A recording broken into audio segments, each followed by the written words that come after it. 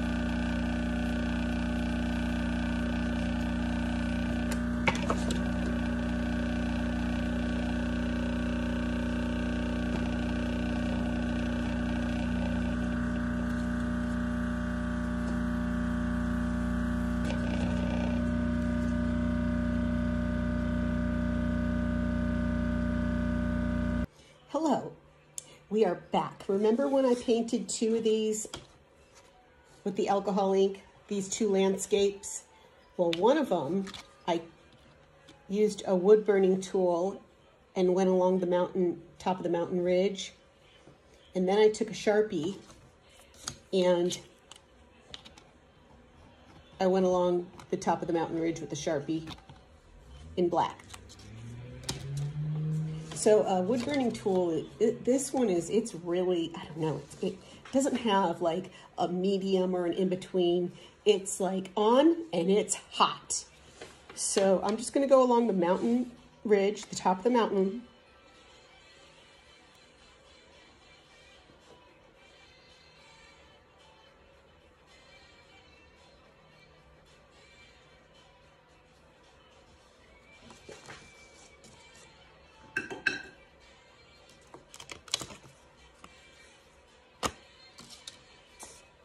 Like that.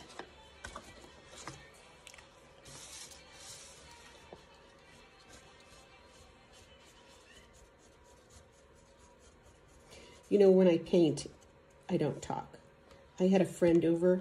He came over once and I was painting and I had to tell him, I'm sorry, but I'm in the middle of this painting. And any other time I would have a conversation with you, but I cannot talk and paint at the same time. Sorry. Okay. So this is going to be layered. I'm not sure if I'm going like this or like this yet. And it's going to be, this is the backdrop. Remember when we did the sky? Let me just show you really quick how you put stars in the sky. This is the rubbing alcohol, 91%. If you spray this,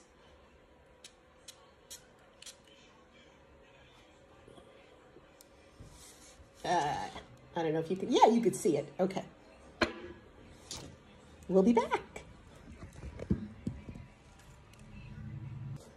Okay, we're back.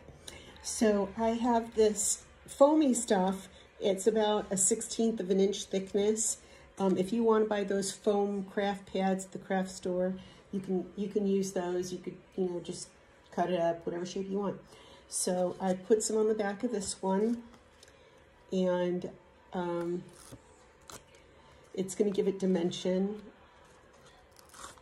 You know, when I was a product expert for Michaels for 6 years.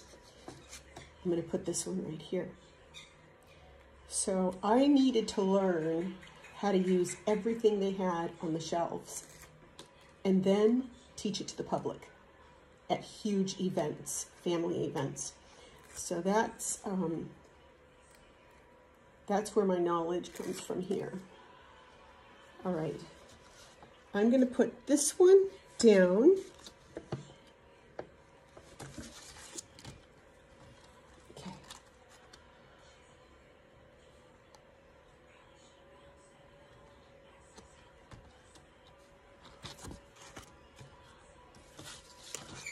Then I'm going to put this one down.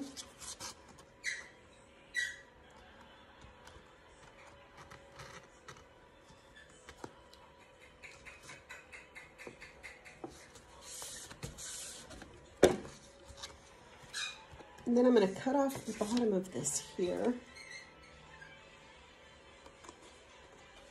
I was a little short. This was the first time I did one of these, so I was a little bit short on but that's okay because I'm going to frame it on top of, I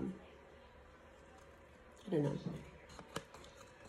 know what I'm going to do with this. Maybe make it into a card. What do you think? Is that a nice landscape?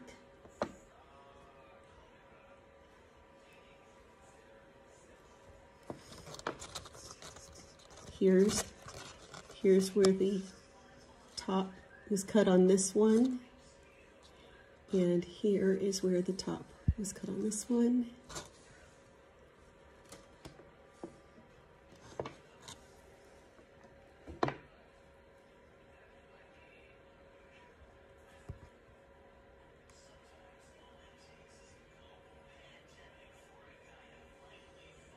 And the dark lines are really important. You move those around with air.